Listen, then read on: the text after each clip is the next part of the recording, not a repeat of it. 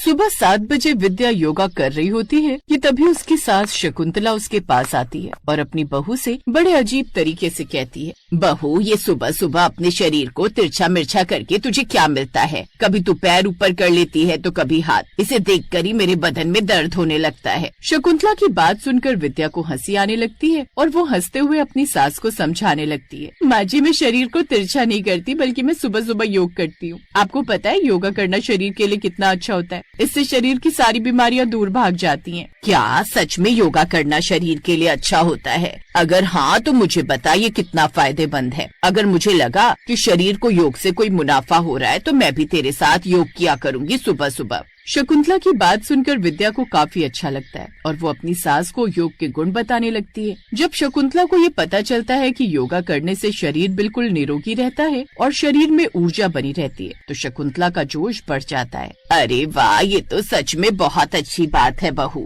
अब से तू मुझे भी योगा करना सिखा। मैं भी तेरे साथ सुबह 7 बजे योग किया करूँगी और हम घर में ही क्यों, हम बाहर पार्क जाया करेंगे और वहाँ योगा करेंगे। अगर किसी को हमारी कंपनी ज्वाइन करनी होगी तो वो हमारे साथ योग कर लेगा। क्यों, सही कह रही हूँ ना मैं? वो सब तो ठीक है माँ जी, मैं आपको योग भी सिखा दूंगी और हम बाहर पार्क में भी चलेंगे। लेकिन सिर्फ योगा करने से काम नहीं चलेगा, बल्कि आपको अपनी डाइट में भी चेंज लाना पड़ेगा। डाइट में चेंज? ये क्या बला है बहू? डाइट में चेंज बोले तो मतलब माँ जी कि आपको बाहर का तला भुना, चटपटा, तीखा, मैदा और ज्यादा तेल सब कुछ छोड़ना पड़ेगा। आपको फल और हरी सब्जियाँ खानी होंगी। शकुंतला पहले तो थोड़ा हिचकिचाती है क्योंकि उसे चटपटा खाना बहुत पसंद था, लेकिन अपनी सेहत को ठीक करने के लिए वो मान जाती है। अगले दिन सुबह विद्या और शकुंतला पार्क जाते हैं। पार्क में विद्या उसे धीरे धीरे प्राणायाम और आसान योगासन सिखाती है।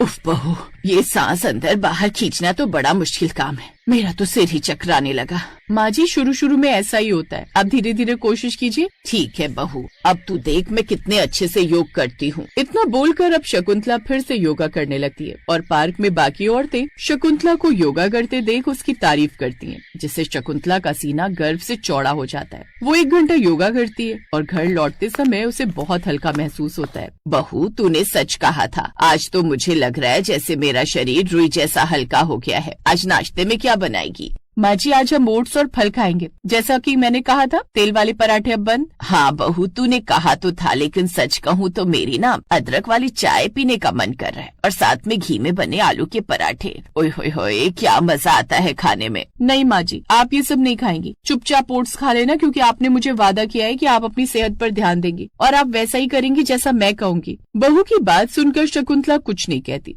विद्या अब थोड़ी देर बाद अपनी सास और खुद के लिए ओट्स बना लेती है और अपनी सास के आगे रख देती है और अब शकुंतला बेमन से ओट्स खा लेती है। दोपहर का खाना भी उबली हुई सब्जी और पतली रोटी होती है, लेकिन जैसे ही शाम होती है शकुंतला का सब्र टूटने लगता है। उसे शाम की चाय के साथ कुछ कुरकुरा और चटपटा खाने की आदत थी। तभी पड़ोस से आलू के पराठों की खुशबू आने लगती है। बहू जरा सूंघ तो, पड़ोस वाली विमला के घर आज आलू के पराठे बन रहे हैं। कितनी जबरदस्त खुशबू आ रही है ना। माँ जी आप उस तरफ ध्यान मत दीजिए, मैंने आपके लिए ग्रीन टी बनाई है और साथ में ये बिना नमक वाले मखाने हैं। क्या? ये घास फूस जैसी चाय और ये सूखे मखाने? बहु देख सुबह मैंने 1 घंटा योगा किया है। अब इतना तो मेरा हक बनता है कि मैं एक पराठा तो खा ही लूं। बिल्कुल नहीं माँ जी, अगर आपने अभी पराठा खा लिया तो सुबह की सारी मेहनत बेकार चली जाएगी। विद्या की बात सुनकर शकुंतला चुप हो जाती है, लेकिन उसका मन सिर्फ पराठों में अटका रहता है। रात को जब सब सो जाते हैं शकुंतला दबे पांव किचन में जाती है। उसे लगता है कि विद्या सो गई होगी। वो चुपचाप फ्रिज खोलती है और दोपहर का बचा हुआ आटा और आलू की सब्जी निकाल लेती।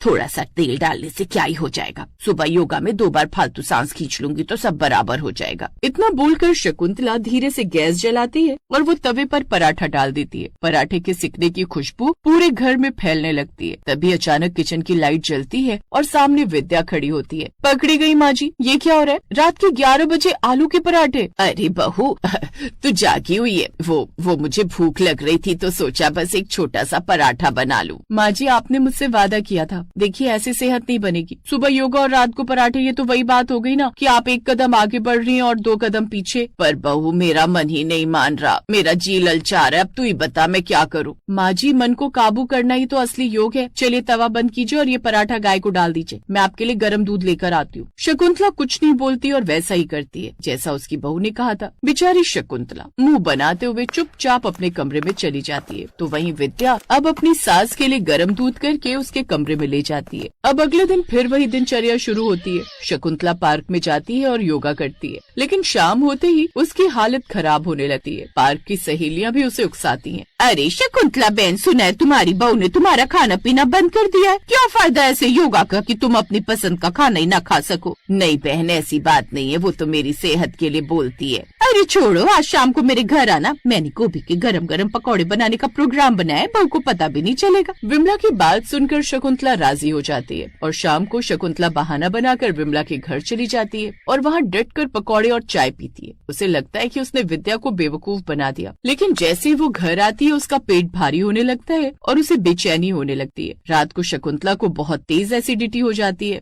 ओए माँ, मर गई। ओ बहू, जरा बाहर आ, मेरे पेट में बहुत तेज दर्द हो रहा है और जलन भी हो रही है। विद्या दौड़कर आती है और समझ जाती है कि माँ जी ने कुछ उल्टा सीधा खा लिया है। वो उन्हें अजवाइन का पानी देती है और दवा खिलाती है। माँ जी, मैंने कहा था ना कि बाहर का खाना भारी पड़ेगा, आपने पकौड़े खाए थे ना। हाँ बहू, मुझसे गलती हो गई, वो मैं विमला के बहकावे में आ गई थी।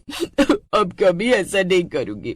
सच में योगा करने के बाद अगर गलत खाना खाओ तो शरीर और ज्यादा परेशान हो जाता है। माँ जी, योग का मतलब सिर्फ कसरत नहीं, अनुशासन भी है। अगर आप सुबह योग करती हैं तो आपको पूरे दिन अपने शरीर का सम्मान करना चाहिए। उस दिन के बाद शकुंतला का मन बदल गया। उसे समझ आ गया कि जीभ के स्वाद के लिए अपनी सेहत से खिलवाड़ करना बेवकूफी है। अब शकुंतला नियम से योगा करती है और विद्या की बताई डाइट ही फॉलो करती है। धीरे धीरे समय गुजरता है और अब शकुंतला की चमकती त्वचा और उसकी फुर्ती देखकर पार्क की सभी औरतें हैरान रहती हैं। विद्या अपनी सास के इस बदलाव से बहुत खुश होती है। अब सास और बहू की जोड़ी पार्क में योगा क्वीन के नाम से मशहूर हो जाती है।